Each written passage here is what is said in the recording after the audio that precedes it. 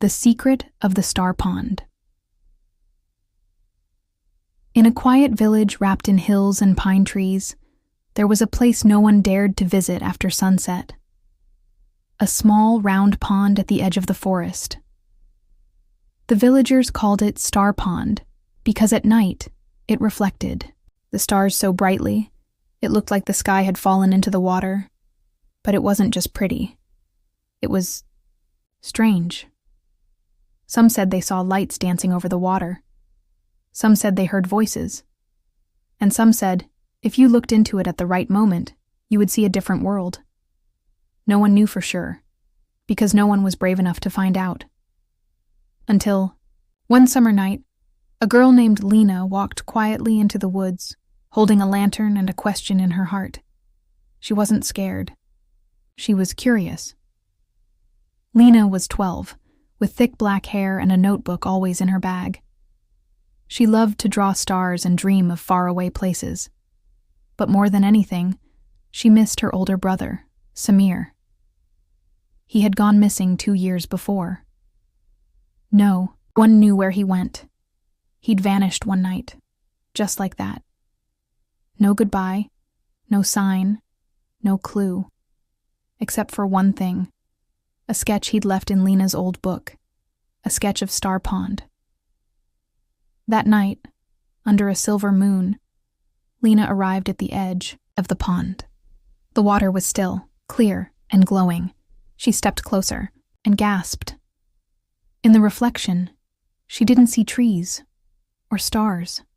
She saw a castle made of glass, floating in the sky, and beside it, she saw Samir.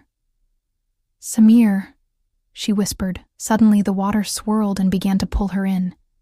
Before she could shout, she fell into the sky. Lena landed softly on clouds shaped like pillows. Above her was the floating realm, a world where stars grew on trees and fish swam through the air. The sky was a deep, magical blue, and tiny lights fluttered around like fireflies made of dreams. Before she could move, a voice called, "You came through the mirror. You must be Lena.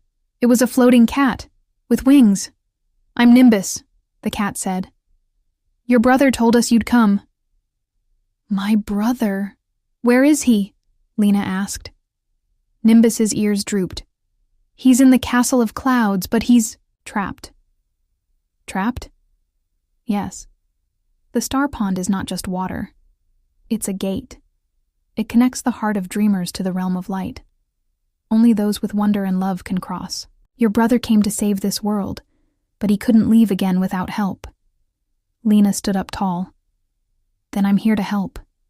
Nimbus nodded. "Then follow me."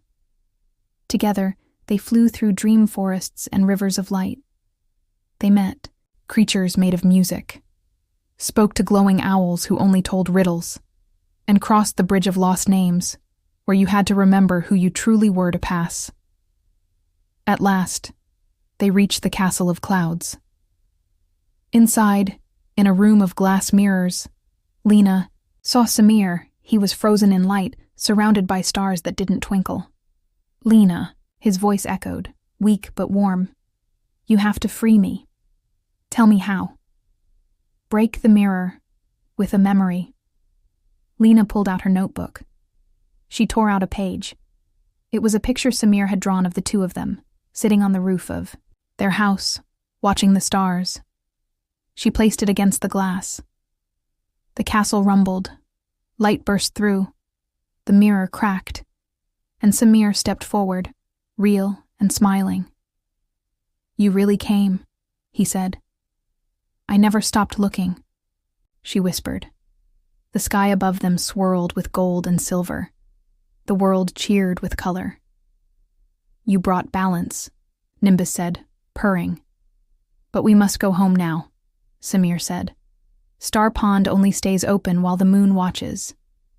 They held hands, jumped, and with a swirl of stars, they were back by the pond.